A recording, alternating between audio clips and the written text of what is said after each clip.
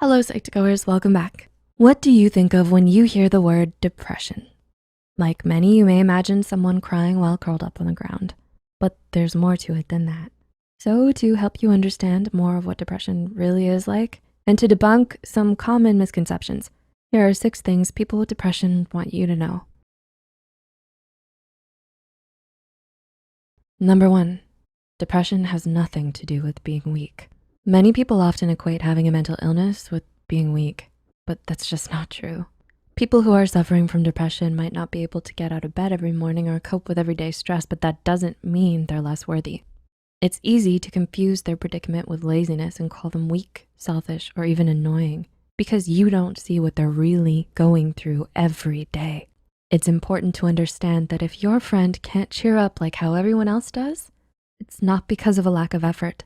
Fighting against something that can be so overwhelming, yet invisible to others, is exhausting and taxing to anyone's mental health. Number 2, it's important to be aware of their common triggers. People who suffer from depression often know what sets off their dark mood, and so they may avoid certain places or objects in order to protect themselves. If they've previously told you that something specific makes them feel terrible, try to refrain from suggesting any activities that could trigger them and worsen their condition. Don't take this personally either. When your favorite movie night suddenly becomes too much for someone close to you, it's not an attack on you, but a difficult situation where they have no other choice, as it's really hard for them too. Number 3, don't make them feel like they're wrong if they talk about suicide. In many cultures, suicide is a taboo subject, so many people stray away from talking about it at all. But there's always a reason why some depressed people want to end their life.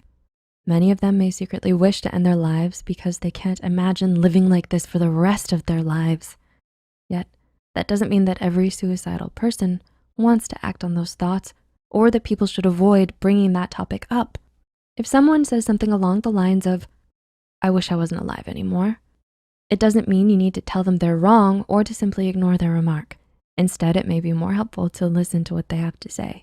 If you or someone else are feeling depressed or contemplating suicide, please remember that you're not alone. We've added a list of suicide hotlines in the description below. Please use them. Number 4, do not compare sufferings. Many people often make the mistake of comparing one person's emotional pain to another's physical pain. However, one is caused by a chemical imbalance in the brain, while the other is caused by an injury. When you question someone's pain by saying things like, "I felt just as bad before and I got over it. You can get over this too." Or, "You should stop feeling so sad. You don't know what real sadness feels like." You're not being helpful and may only be contributing to the stigma surrounding mental illness.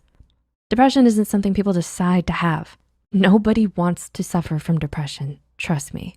And it has nothing to do with being weak, lazy, or too free. For those who are not affected by this illness, understand that it takes a lot of strength to deal with the pain every single day. And just living their lives often ends up being more difficult than it might seem from the outside. Number 5, do not judge their way of coping. For some, talking about their feelings is what helps them most, but others might need something different, no matter how strange it seems. If someone told you they feel better if they write songs all night long, then let them, even if you think there's another way that is more helpful or logical. Sometimes you might need to step back, knowing that there is no one true cure for everybody. And number 6, give them space. No matter how much someone likes spending time with others, it can become mentally draining for someone with depression when there's too much social contact, such as gatherings and phone conversations. You might find that they need to be alone in order to regain some of their strength.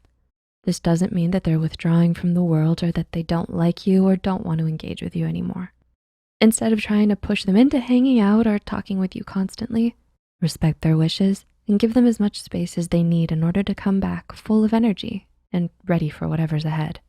What are your experiences with people with depression? Let us know in the comments below. If you found this video helpful, be sure to like, subscribe, and share this video with those who might benefit from it. And don't forget to hit the notification bell icon to get notified whenever Psych2Go posts a new video.